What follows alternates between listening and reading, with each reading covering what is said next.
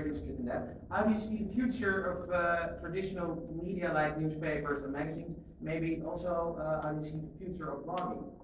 How do I see the future of blogging? Well, you know, I thought it was interesting earlier when you said that you find it strange that bloggers write to PRs requesting seats in fashion shows. Maybe linked to your question you just asked. I know this woman in Germany who runs a magazine, a fashion magazine, which is biannual, has 500 copies, and gets invited easily to all the fashion shows because she has a fashion magazine. 500 copies, once every 6 months.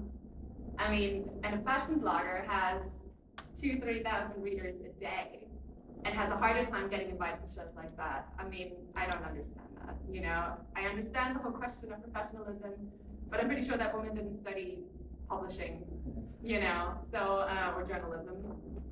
So maybe you could say it's still chic or prestigious to have an offline magazine, hard copy. Oh, absolutely, yeah. But I also think it's pretty much a stigma in the heads of PRs and the fashion industry people to think that that's more valuable. I actually think we're very much moving into a direction where online is the future. And magazines know that. I mean, you know, the biggest fashion magazines like Dazed or ID just launched their new website. You know, they're heavily focusing on online because everybody knows it's the future.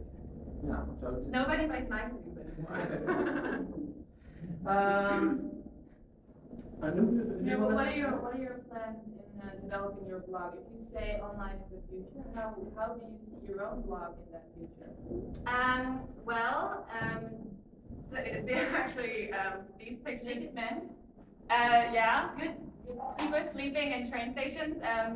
These are from my new project called travelettes.net, and that's a project that works with your question because it's something I launched about a year ago.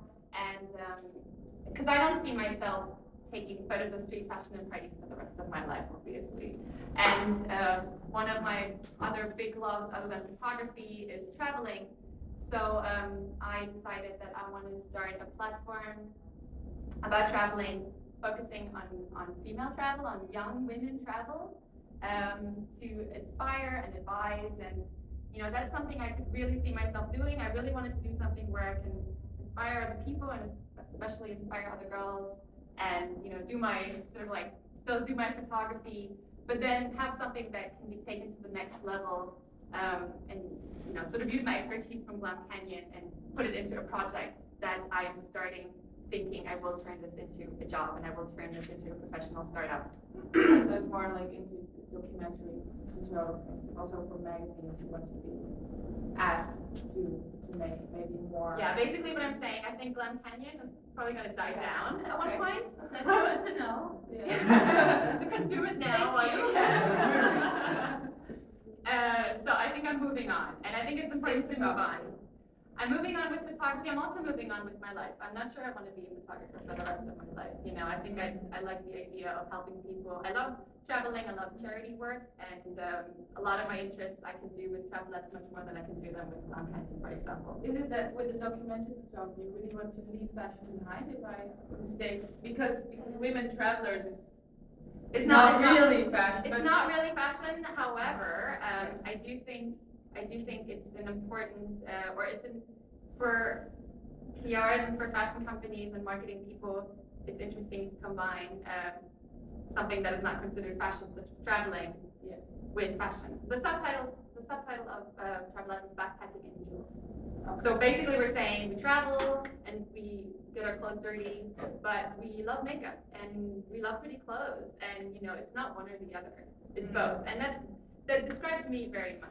You know, I don't think I'm a fashion person as such, and I don't go to fashion shows. I could, but I prefer not to, and I don't care about labels. I care about looking good, and I care about expressing myself through clothes. So I like styling, if you will, but like not because, you know, it's anyone or if anybody says that that's cool right now.